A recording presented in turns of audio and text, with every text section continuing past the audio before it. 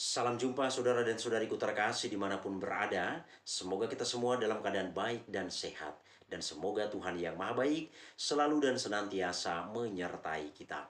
Saudara-saudari terkasih, pada sesi ini saya mengajak kita untuk melihat paus yang pernah mengunjungi Indonesia dan paus yang akan mengunjungi Indonesia. Saudara-saudari terkasih, dalam sejarah Indonesia, negara kita pernah dikunjungi oleh dua orang paus. Sementara itu, dalam waktu yang tidak lama lagi, Paus Fransiskus juga akan mengunjungi Indonesia. Dengan kunjungan Paus Fransiskus nanti, maka terhitung tiga orang paus mengunjungi Indonesia.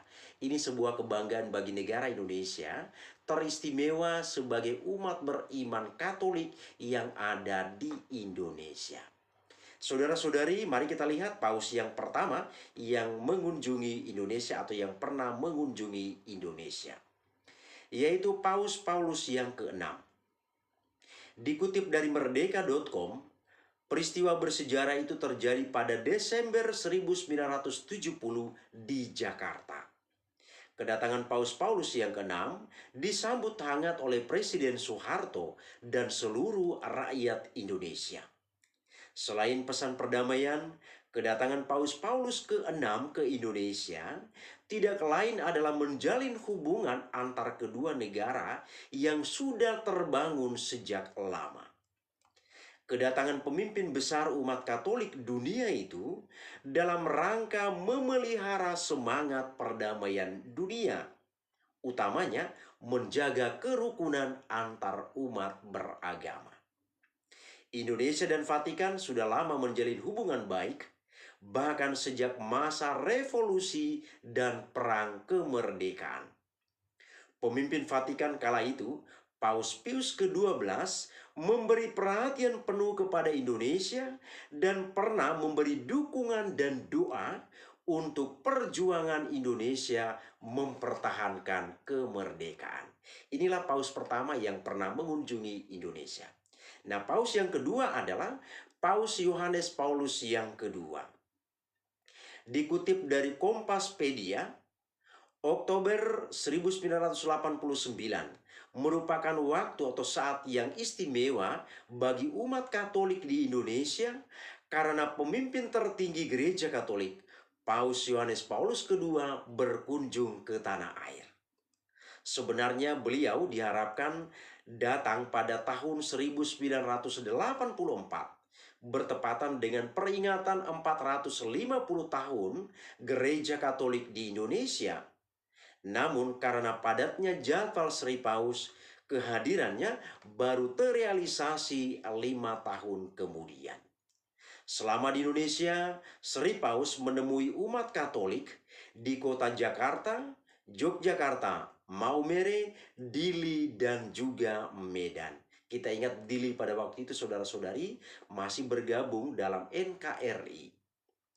Di setiap kota umat menyambutnya dengan sukacita.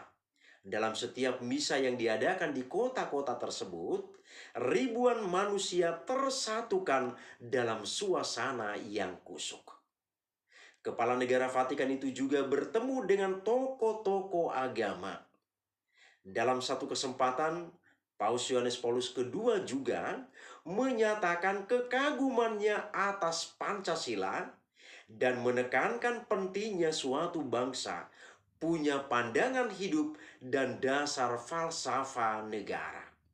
Selain itu, Sri Paus juga mengadakan pertemuan khusus dengan kaum awam dan cendekiawan Katolik Indonesia di Universitas Atma Jaya Jakarta, di mana beliau bertatap muka dan memberikan pesan-pesan kegembalaan kepada mereka dan meresmikan gedung baru yang bernama Karol Wojtyla. Itulah nama asli dari Paus Yohanes Paulus yang kedua. Nah, kemudian paus yang akan berkunjung ke Indonesia. Ini di konten sebelumnya sudah saya bicarakan saudara-saudari, yaitu Paus Fransiskus. Dikutip dari VatikanCityCompas.com, pemerintah Indonesia dan Takhta Suci Vatikan pada hari Jumat 12 April 2024 telah secara resmi bersama-sama mengumumkan rencana kunjungan Paus Fransiskus ke Indonesia. Kunjungan Paus Fransiskus ke Indonesia terjadi pada tanggal 3 sampai 6 September itu akan menjadi bagian dari perjalanan apostoliknya ke kawasan Asia Pasifik. Dan Indonesia akan menjadi negara pertama yang akan ia kunjungi. Paus Fransiskus memulai masa kepausannya sejak tahun 2013 menggantikan Paus Benediktus ke-16 yang mengundurkan diri. Saudara-saudari terkasih, Duta Besar luar biasa berkuasa penuh Indonesia untuk Takhta Suci Vatikan, Michael Trias Kuncahyono, menjelaskan kunjungan Paus Fransiskus terlaksana atas undangan pemerintah Indonesia dan Konferensi Wali Gereja Indonesia. Menurutnya, ini adalah kunjungan yang sangat historis, mengingat sejarah hubungan kedua negara yang sudah panjang. Indonesia dan Takhta Suci tercatat sudah menjalin hubungan sejak tahun 1947. Hubungan ini terus terpelihara hingga kini dan semakin berkembang.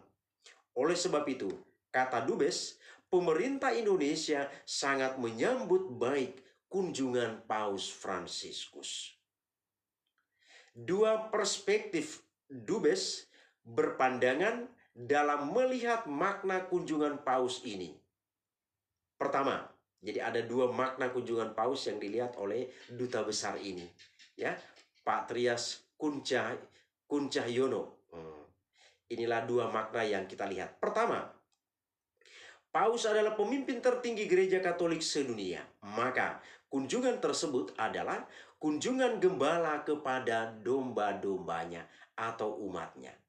Kehadiran gembala pada umatnya tentu yang pertama-tama adalah untuk menyapa, memberikan kebahagiaan, meneguhkan iman, dan memperkuat semangat merasul serta melayani.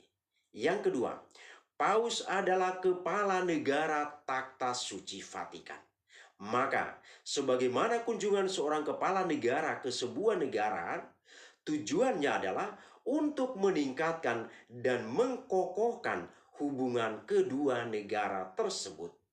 Maka dari itu dapat dikatakan bahwa kunjungan Paus ke Indonesia memiliki arti penting. Bahkan kunjungan ini memberikan pesan yang luar biasa bagi masyarakat Indonesia. Karena apa? Bukan hanya bagi umat Katolik di Indonesia, melainkan juga bagi bangsa Indonesia yang multi agama. Yakni untuk apa?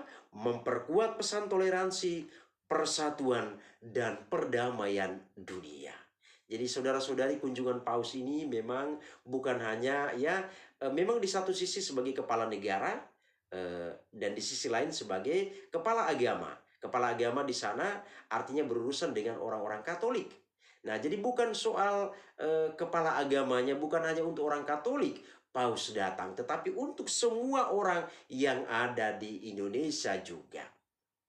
Karena selama ini Paus Fransiskus selalu memperjuangkan semangat persaudaraan, perdamaian, toleransi, serta menjaga kerukunan antar umat beragama di dunia. Demikianlah saudara-saudari sedikit informasi tentang dua paus yang pernah mengunjungi Indonesia dan juga Paus Fransiskus yang akan mengunjungi Indonesia. Semoga bermanfaat bagi kita. Terima kasih, Tuhan memberkati.